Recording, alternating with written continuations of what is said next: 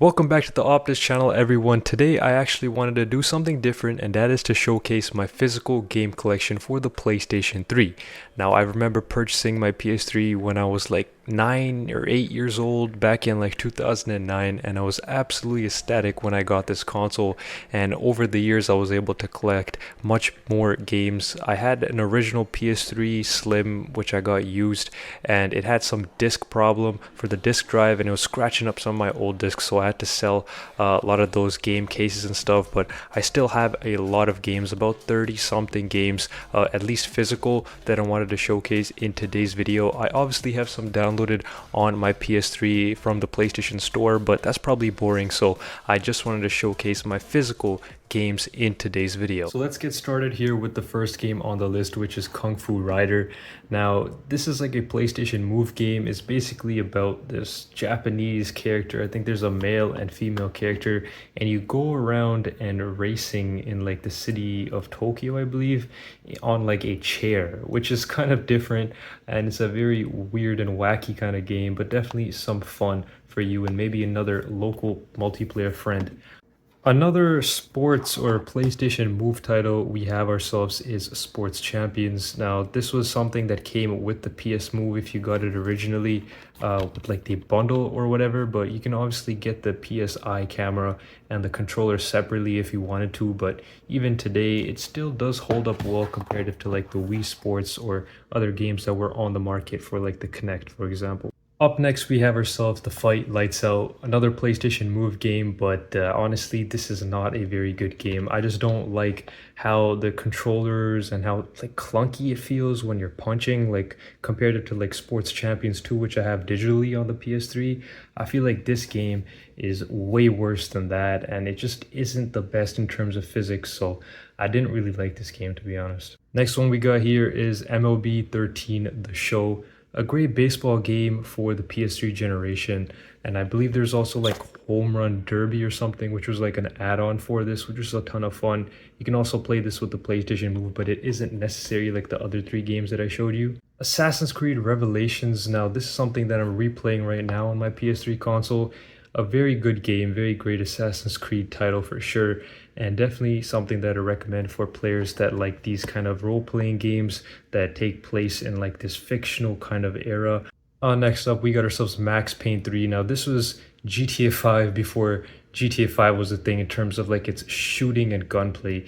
It really does have a lot of elements from GTA 5 in terms of like the gunplay and all of that sort. But obviously, Max Payne has its own like in-zone ability where you're like using the main character. I forgot his name, but he's a very cool game in terms of like the storytelling and like what they do. I believe this takes place in Sao Paulo, Brazil, this game does. And overall, like how they did the storyline and how amazing the gunplay is, I would definitely recommend you guys to play it. Next one on the list is Need for Speed Shift 2 Unleashed. This is a pretty decent game. It's kind of like a regular racer or sim racer, whatever you like to call it, for the PS3 and Xbox 360. It's a ton of fun in terms of like what vehicles that they have to offer for you to play with, but overall, the only reason I actually purchased this game was back in the day. I was really excited about the first person like cockpit point of view when you are racing, and this game did offer that. Up next, we got ourselves FIFA Street. Now, this is just a must buy for this generation in terms of like soccer or football games. A ton of fun, and honestly, the skill moves and everything really does hold up even now in 2024 going into 2025. Arguably one of the best wrestling games of the past decade. I'd have to give it to WWE 2K14 over here. A great WrestleMania mode as well as overall gameplay. Up next, we got ourselves Assassin's Creed 3. I spoke on Revelations, but 3 is probably edging it in terms of like the overall storytelling. I really do enjoy this game. Not as much as Assassin's Creed 2. That's probably my favorite Assassin's Creed of all time, but still 3 is a very great game. Now, ironically, we're close to Halloween at the time you're recording this video, and we got ourselves a Red Dead Redemption Undead Nightmare DLC. Now, this is a lot of fun to play, especially if you like these zombie style games. Ton of fun on the Rockstar engine. James Cameron Avatar, the game. Now, this is honestly not a very good game. Only reason I purchased it is for nostalgic value. That's a lot of these games right here, but mainly this one because, like I said, when I was younger, didn't have the opportunity to buy a lot of games, and this was one of them. So I just purchased it to replay it again, and it doesn't really hold up that well. Next up, we got ourselves Tomb Raider for the PS3. This is a good game, but I would definitely play it on something like the PS4 or PS5 hardware, the remastered version. Splinter Cell Blacklist. Now, personally, my favorite Splinter Cell of all time. Ton of great missions and overall gunplay mechanics and everything about it is just phenomenal. Definitely something that I would suggest you guys to play if you like those action RPG kind of games, maybe something like Hitman. A little bit of espionage is involved in this game as well, so definitely a great pickup. Now this one right here is another first-person shooter, ton of fun, Battlefield 3. Great game, but the next game on the list is probably going to edge it in terms of multiplayer and campaign experience, but still a decent amount of fun that you can get from this one. This is probably the best Battlefield that I've ever played personally, and this is Battlefield Bad Company 2. Ton of fun. It's kind of like the Modern Warfare series equivalent for EA's franchise with Battlefield over here. Great campaign, great multiplayer, great everything, to be honest. I really did enjoy this game, but I think nowadays the servers have unfortunately been shut down for this game, so that is tough, but still a good game. One of the most mediocre Call of Duties of all time, in my opinion, Call of Duty Ghosts. I did enjoy the campaign out of like I think it's Extinction mode, multiplayer, and the campaign itself, of course, but campaign was alright, just a little too short. Aside from that, a pretty bad game. I did not really enjoy Call of Duty Ghosts. And we got ourselves Modern Warfare 3. Absolutely speechless in terms of the nostalgic value that I have for this game. The survival mode, the campaign, the multiplayer, everything about it was just so much fun for me and my friends. And I definitely really do enjoy this game, and unfortunately I think the servers don't really work that well unless you have like a jailbreaking PS3 console, which is unfortunate. Like even Modern Warfare 2 works, but this is still a very good game. The campaign is amazing, the multiplayer, like I said, was great, and even the survival local multiplayer or even online, you could still play that. Ton of fun. A quick little Easter egg is my copy of Modern Warfare 2. You can see how beaten up it is. It's literally cracked. That's how much I played this game. I literally cracked the game by playing so much. But this was like an issue that I had with my old PS3, like I said at the start, where it would like chip or like scratch the disc. So I think I got frustrated and chipped it even more. But this was my most played Call of Duty in history and one of my first ever back in 2009. So definitely a phenomenal game, and unfortunately they did not make the multiplayer remaster for this one, and you can only get it with the mods on the PC, but man, was this a lot of memories. Up next, we got ourselves Call of Duty Black Ops 1, another game like Modern Warfare 3, just a complete amazing title with the zombies, campaign, multiplayer experience. Everything is phenomenal. It still has multiplayer access, but the only problem is it does not save your progress if you have a new PSN account made after 2016, I believe it is. So that's the only unfortunate thing about this game. But aside from that, still a great campaign, great storyline, great everything, solid game. And the sequel to the last one, we got ourselves Call of Duty Black Ops 2 in like this bootleg kind of case. You'll see that trend with a few other ones here, but still a very good game. The introduction of like Nuketown 2025. It's crazy how 2025 is like 2 months away, and we have this as it's in this game. The map is so futuristic, but it's not like that in real life, at least not yet. I mean, it takes time, right, Elon? We got ourselves Sleeping Dogs, the original Sleeping Dogs here for the PS3, not the remastered. Still very good. You don't really need to play the remastered version because you don't really see a big graphical jump. At least I didn't.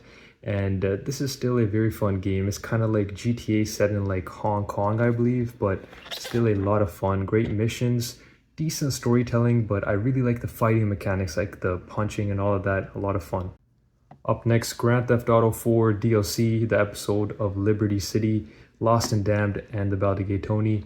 Great games right here. Pretty short. Baldigay Tony was still a very fun game for the PS3 and Xbox 360. Still play it on the PC as well and have a blast with it. And I do enjoy these two titles. Here we go, the best port for GTA San Andreas in my opinion.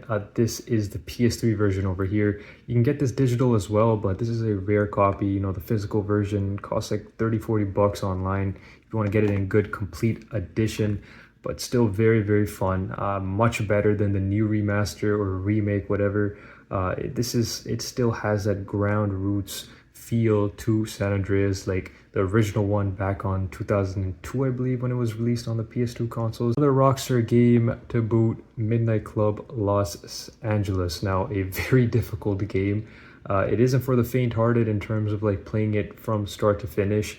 But for a racer, the modifications that this game has is incredible for car customization. The last Midnight Club in the franchise, unfortunately, after they started, GTA 4 and GTA 5, of course. This game came out before GTA 5, and it still has very, very good driving mechanics and overall a great selection of in terms of like the races and the map of Los Angeles that they've done very, very well in this game. So definitely a great pickup.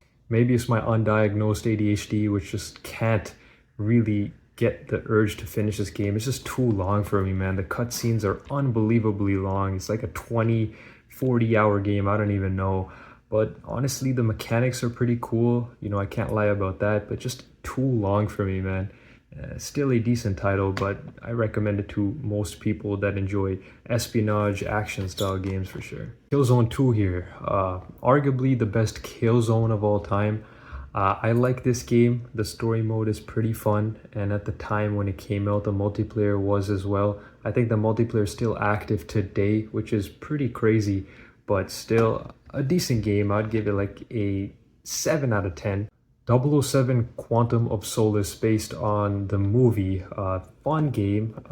It was made by Activision, which was kind of insane for the time. Pretty big publisher like Treyarch, so it had like Black Ops feel. It's a first-person shooter as well, but it kind of told some elements of the story and added its own, which most like movie video games do, but still decent fun, I would say.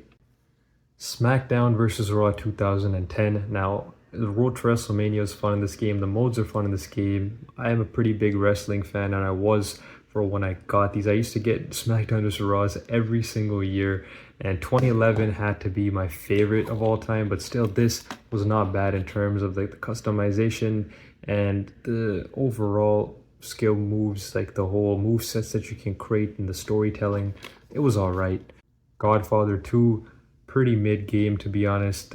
I just saw it on the shelves. It's kind of a rare game, so I picked it up, but it's all right. It's not really based on the movie at all. It has its own like mobster kind of thing where you're like a mob leader and you gotta like instruct your goons to do certain things and take control of certain areas, but it's not really that good, to be honest. G.I. Joe Rise of the Cobra, just a crap game. Need for Speed Undercover, another pretty crap racing game. I did not like the graphics or anything about this game. It has some cool cutscenes, I guess, but aside from that, I don't really like it. Now, the last two over here to end off this video is a busted copy of Assassin's Creed Brotherhood and the original Assassin's Creed. Now, the original Assassin's Creed really did start the whole franchise, obviously, but it didn't have the best storyline. It had some decent mechanics that we haven't really seen. This was like, I believe, a launch title of the PS3 back in 2006, so graphically it's actually not bad, but in terms of like the storytelling and stuff, I did not really enjoy it. And Brotherhood, kind of similar to like Revelations. I think actually Brotherhood is better than Revelations in my opinion, but still two very good titles here to end off the collection. So those are like my 33 different games that I wanted to showcase with you guys. Let me know as well in the comments down below if you want to see like my PS2 collection or anything else, and what games do you think I should add to the list. Be sure to leave it in the comments down below. It's been your boy Optage, and goodbye.